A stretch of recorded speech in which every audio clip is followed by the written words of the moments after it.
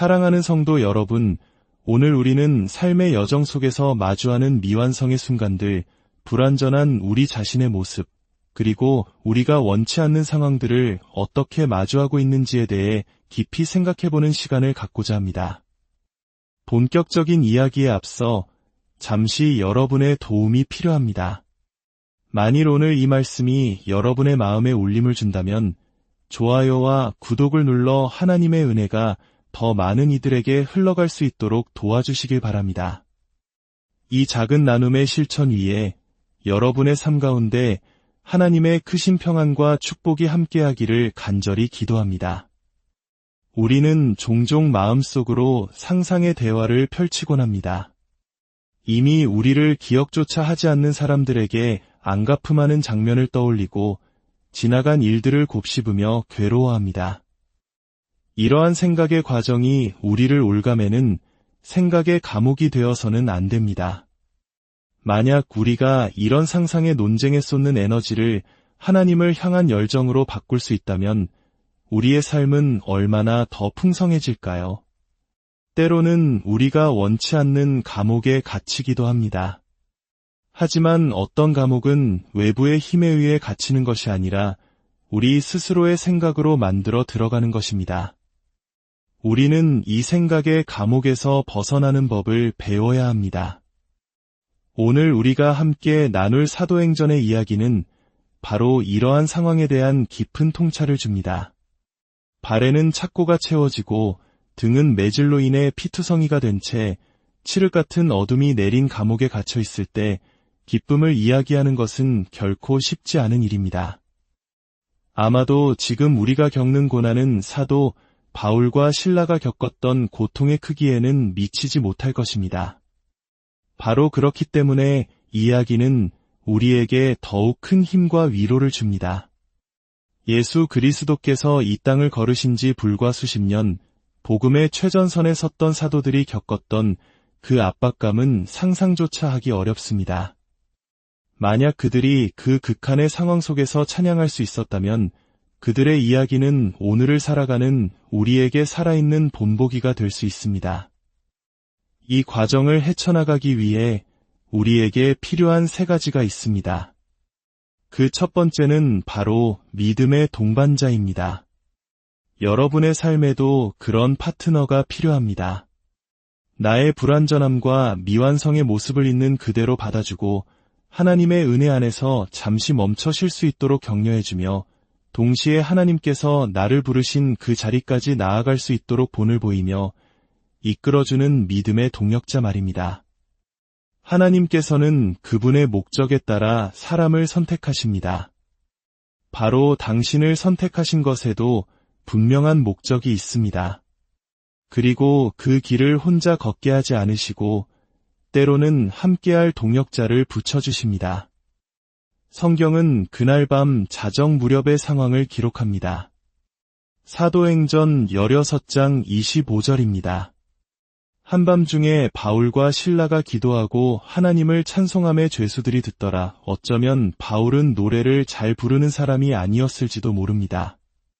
성경의 다른 구절에서 사람들이 그를 두고 직접 보면 볼품없다고 말했던 것을 보면 그런 추측도 가능합니다. 하지만 그는 무언가를 시작하는 데에는 아주 능숙한 사람이었습니다. 칠흑 같은 어둠 속 발이 착고에 묶여 꼼짝할 수도 없는 상황입니다. 무엇을 할 수 있을까요? 바로 그 순간 저는 바울이 먼저 노래를 시작했을 것이라 상상해 봅니다. 아마 처음에는 아주 작은 목소리였을 겁니다.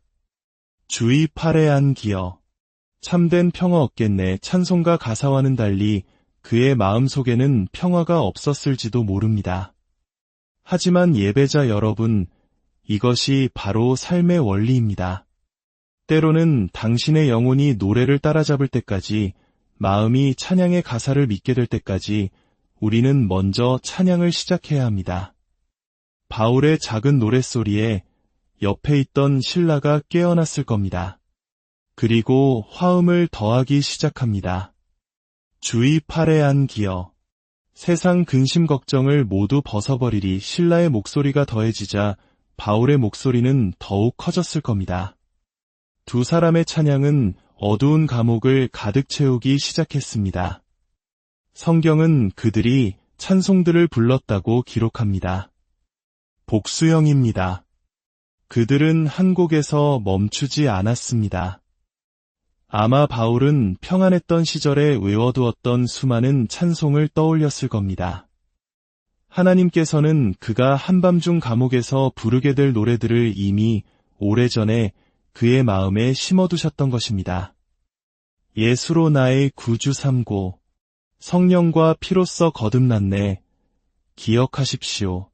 그들의 발은 여전히 쇠사슬에 묶여 있었지만 그들의 영혼은 예수의 피로 씻기움을 받았습니다. 그들의 몸은 감옥에 갇혔지만 그들의 영은 성령으로 거듭났습니다.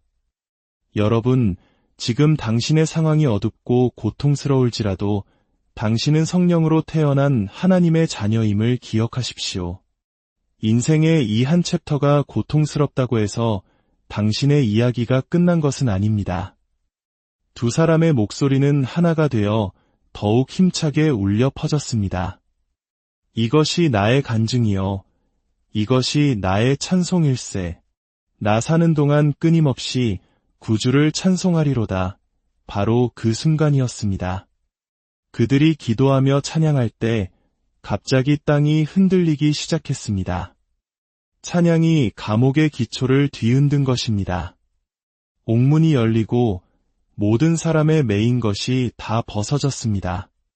그들의 찬양은 단순한 노래가 아니었습니다.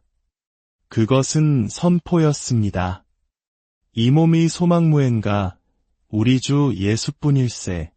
주 나의 반석이시니 그 위에 내가 서리라. 그들의 발은 착고에 매여 있었지만 그들은 그리스도라는 반석 위에 굳건히 서 있었습니다. 자, 여기서 우리는 아주 중요한 질문을 마주하게 됩니다. 감옥에 갇혔는데 지진이 일어나 옥문이 열리고 쇠사슬이 풀렸다면 무엇을 해야 할까요? 당연히 도망쳐야 합니다. 하나님, 우리를 여기서 나가게 해주세요. 라는 기도가 응답된 순간이니까요. 하지만 이야기는 우리의 예상을 뛰어넘습니다. 잠에서 깬 간수는 옥문들이 열린 것을 보고 죄수들이 다 도망한 줄 생각하고 칼을 빼어 자결하려 했습니다. 만약 죄수들을 놓치면 그는 상관에게 목숨을 잃게 될 것이기 때문입니다. 그런데 바로 그때 바울이 크게 소리 질러 이르되 내 몸을 상하지 말라. 우리가 다 여기 있노라. 왜 그들은 아직 거기에 있었을까요? 왜 떠나지 않았을까요? 여기에 놀라운 반전이 있습니다. 어쩌면 바울과 실라의 기도는 하나님, 우리를 여기서 나가게 해주세요가 아니었을지도 모릅니다. 어쩌면 그들의 기도는 하나님, 이곳으로 들어와 주세요 였을지도 모릅니다. 영광의 왕께서 이곳에 임하시니 옥문아 열릴지어다. 사랑하는 하나님의 자녀 여러분, 우리는 종종 이렇게 말합니다. 이 고난에서 벗어나면 그때 하나님을 찬양할 거야. 하지만 그것은 올바른 관점이 아닐 수 있습니다. 물론 고난에서 벗어난 후에 하나님을 찬양해야 합니다. 하지만 우리는 고난 속으로 하나님을 찬양하며 모셔드릴 수도 있습니다. 바울과 실라는 감옥에서 나가는 것보다 더 위대한 목적을 보았습니다. 그들의 찬양과 기도는 단순히 탈출을 위한 것이 아니었습니다. 그것은 하나님의 임재를 그 절망의 공간으로 불러들이는 행위였고 그 결과 한 간수와 그의 온 가족이 구원을 받는 놀라운 역사가 일어났습니다. 오늘 당신이 처한 상황이 어둡고 답답한 감옥과 같을지라도 그곳에서 찬양하기를 멈추지 마십시오. 하나님, 저를 여기서 꺼내주세요 라고 기도하는 것을 넘어 하나님, 바로 지금 이곳에 임하여 주시옵소서 라고 기도하십시오. 당신의 찬양이 시작될 때 당신의 삶의 기초를 흔드는 하나님의 능력이 임할 것입니다. 닫혔던 문들이 열리고 당신을 올가매던 모든 것들이 풀리는 역사를 경험하게 될 것입니다. 당신의 고통의 자리가 다른 영혼을 구원하는 축복의 통로가 될 것입니다. 주님의 이름으로 여러분 모두를 축복합니다. 여러분이 처한 모든 어두운 감옥 속에 하나님의 빛과 찬송이 가득하기를, 그리하여 모든 묶임에서 자유를 얻고 승리하는 삶을 사시기를 간절히 기도합니다. 주님의 은혜가 늘 여러분과 함께 하시기를